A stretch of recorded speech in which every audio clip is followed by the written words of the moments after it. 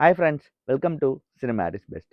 Cinema at is பெஸ்ட்ல இப்போ நான் பார்க்க போகிற திரைப்படம் என்னன்னா கிரேஸ். இந்த திரைப்படம் வெளியான 2025. இது வந்து பார்த்தீங்கன்னா ஒரு இட்டாலியன் நடித்த திரைப்படங்க. திரைப்படத்தின் ரைட்டர் அண்ட் டேரக்டர் சொல்லி பார்த்தீங்கன்னா பவுலோ சாரண்டினோ. இந்த திரைப்படத்தில் டோனி செர்விலியோ முதன்மை கதாபாத்திரம், பிரசிடென்ட் என்ற முதன்மை கதாபாத்திரம் பண்ணியிருக்காருங்க. சரிங்க, கிரேஸ் என்ன மாதிரி கதைகள்னு பார்ப்பாங்க.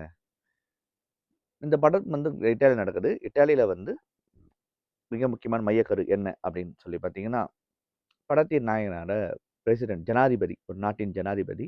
அவர் வந்து அவரோட பதவி காலம் முடியும் தருவாயில இருக்கார். 6 மாதங்கள் தான் இருக்கு அவரோட பதவி காலம் முடிய.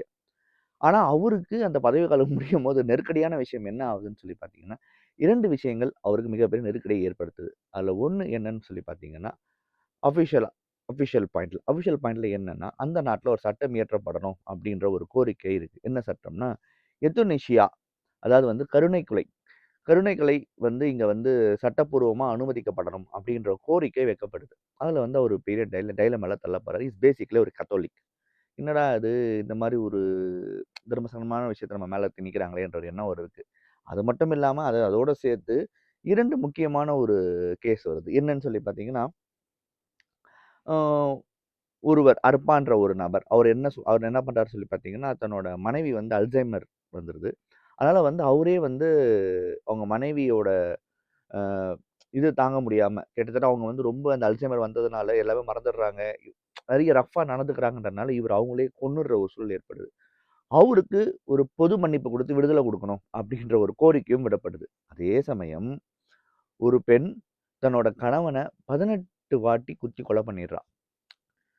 ஆ ஆனால் அவ குத்தி கொலை பண்ணதுக்கான ரீசன் என்னன்னா, தன்னோட கணவன் வந்து ரொம்ப ஒரு ஒரு மோசமானவனா இருந்தான் அப்படின்ற ஒரு காரணம். பட் ஆனா அவன நடத்தை முடியாம தான் அவ குத்தி கொலை பண்ணா. அவளுக்கும் ஒரு பொது மன்னிப்பு குடுக்கணும் அப்படின்ற கோரிக்கையும் வருது.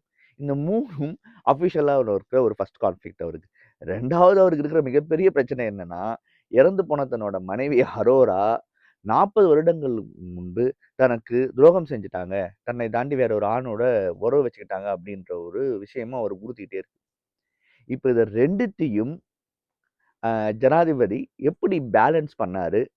நம்பர் 1, அஃபிஷியலா இவருக்கு குடுக்கப்பட்ட இவர வந்து இந்த மாரி சட்டங்கள் இயற்றணும்னு சொல்றாங்க இல்லைங்களா? சட்டத்தை 3 விஷயங்கள். அத நிறைவேத்துனாரா? 2வது உண்மையாவே தன்னோட மனைவிக்கு வந்து யார் தொடர்பு வச்சிருந்தாங்கள கண்டுபிடிச்சாரா? இல்ல என்ன மாரி முடிவுகள அவர் எடுத்தார்? அப்படின்ற ஒரு அவருடைய டிசிஷன் மேக்கிங்க பத்தி பேசுறது தான் இந்த ஒட்டுமொத்த படமேங்க.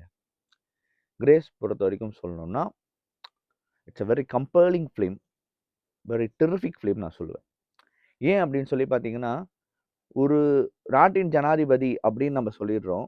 ஆக்சுவலா அவருக்குள்ள இருக்கிற அந்த கான்ஃப்ளிக்ட்ஸ் இருக்கு. அவங்களுக்கு அவர் உள்ள இருக்கிற இன்னர் கான்ஃப்ளிக்ட்ஸ் இருக்கு பார்த்தீங்களா? அது எவ்வளோ வந்து அவங்கள வந்து ஒரு பதைப்பதைக்கு உள்ளாக்குது. எவ்வளோ பெரிய ஒரு டைலமால தள்ளுது. எவ்வளோ பெரிய ஒரு மாரலிட்டியா எடுக்கிற எடுக்கிற முடிவுகள வந்து கொஸ்டின் பண்ண வைக்குதுன்றத ரொம்ப, ரொம்ப திடகாத்திரமா பேசின படமா நான் பார்க்குறேன்.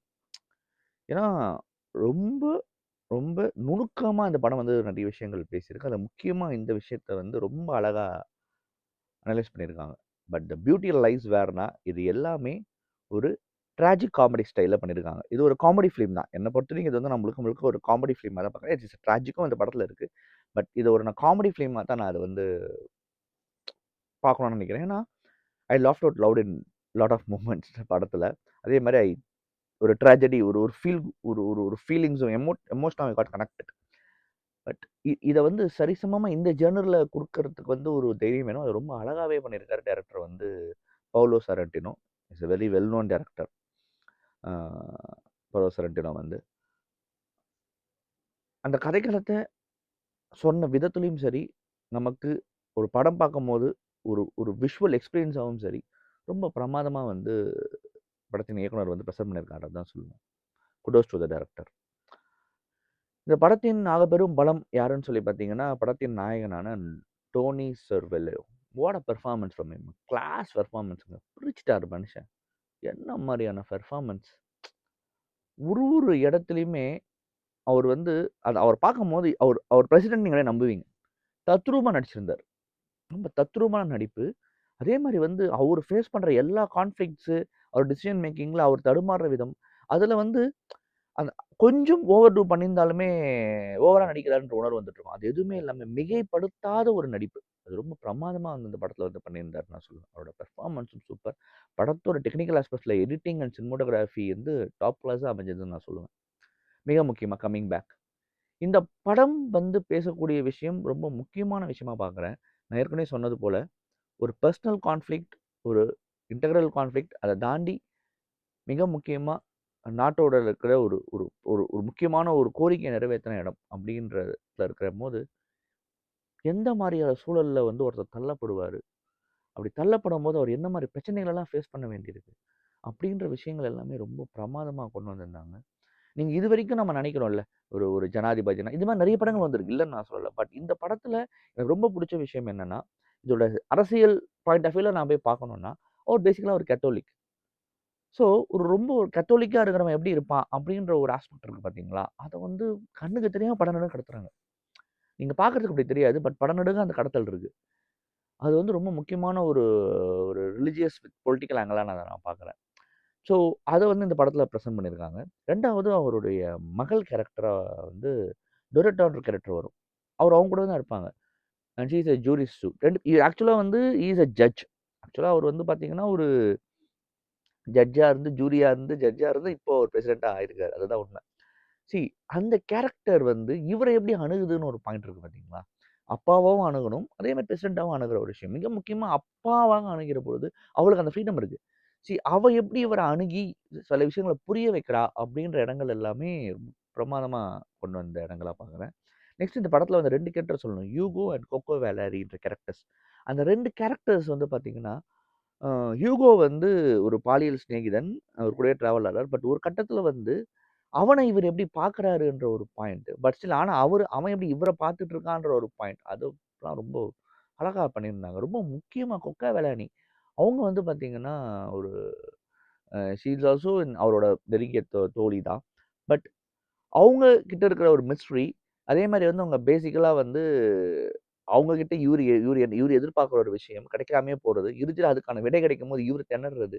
So these kind of things, these kind of characters building இந்த இந்த அது அவர சுத்தி நடக்கிறது எல்லாமே ரொம்ப அழகா வந்து பிரசன்ட் பண்ணியிருந்தார் டைரக்டர். நிச்சயமாவே வந்து அந்த இடங்கள் எல்லாம் ரொம்ப பிரமாதமா இருந்தது.